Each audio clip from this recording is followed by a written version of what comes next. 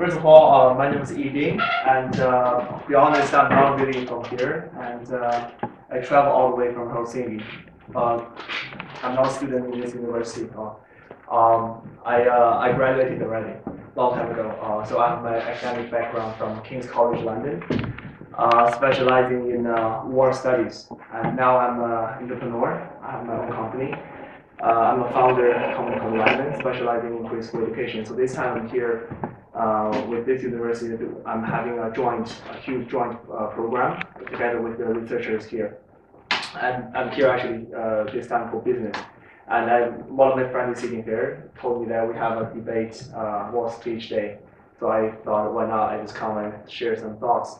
Well, actually, okay, I'm fully unprepared for this, but I'd like just to share some thoughts from my own perspective. Of course, by implementing my specialty in geopolitics and international relations. Of course, the topic is untitled, as I written also on the sheet. But I would call it rather think logically and please live your own way. Here's a few things I would like to talk about. First of all, everyday life that we talk about, we're living in a changing world that is chaotic. Trump got elected, how bad it can be else. And there's a lot of things going on in North Korea. He always went to a war back in the days. But of course, luckily we have Winter Olympics. So the two Koreas are finally talking again. And I heard today's news that Trump will say they will start a new dialogue with North Korean leaders. But nowadays the youth, especially students in universities, we are so influenced by the idea of fighting for human rights, fighting for disease. We would care too much about what's going on. The ideological reasons, we care too much about that. There are several things I would like to talk. First of all, a lot of people say that China is rising so quickly, so the world is so chaotic is because the two superpowers are fighting each other, just like the old Soviet times.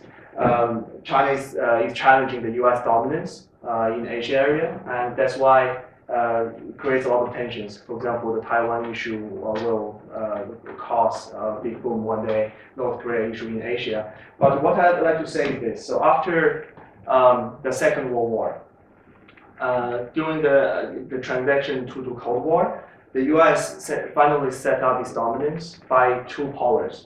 First one is its military dominance. The second is the establishment of the doctrine of international institutions. For example, the World Bank, the United Nations, the International Monetary Fund.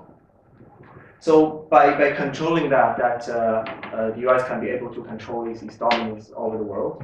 And as we live daily life, we do not experience what was the real meaning of that. So first of all, back in 2007, there's a huge topic saying that China won over the United States in these international organizations because China has rising its voting rights from 6%, for example, in IMF to 9%. And everybody talk about that China will take the lead, and that's where everything begins. Have a huge topic saying that China is challenging the world order.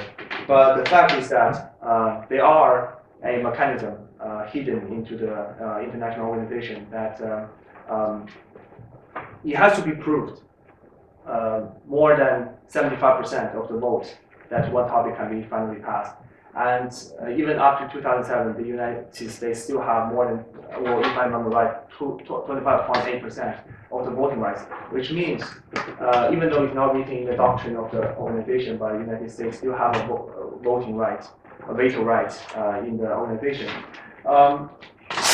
In terms of China's rising, there's a lot of also topic about the expansion, the military actions, building military bases in Africa, for example, and a lot of people accusing the neo imperialism that is rising with that kind of action. I'm not going to comment on these kind of activities. Of course, we all can experience what the two countries are doing all around the world. All I'm saying is that as ordinary people that will live in the daily world, no countries are like cute little babies. So they all just do their own things for their own benefit.